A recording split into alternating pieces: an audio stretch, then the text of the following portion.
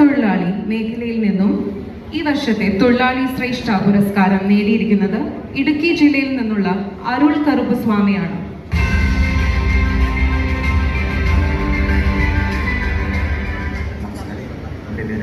അരുൺ കറുപ്പസ്വാമി. ഞാൻ ഇടുക്കി ജില്ല സന്നപ്പാറ പഞ്ചായത്ത് പൂപ്പാറ വില്ലേജ് കുടുംബജാത താലൂക്കിലാണ്.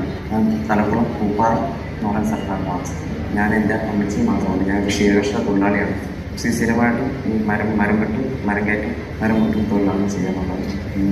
ഏല കൃഷി ആവശ്യങ്ങൾക്ക് വേണ്ടി മരങ്ങൾ കൊടുക്കുന്നത് തലപ്പുറത്താണ്.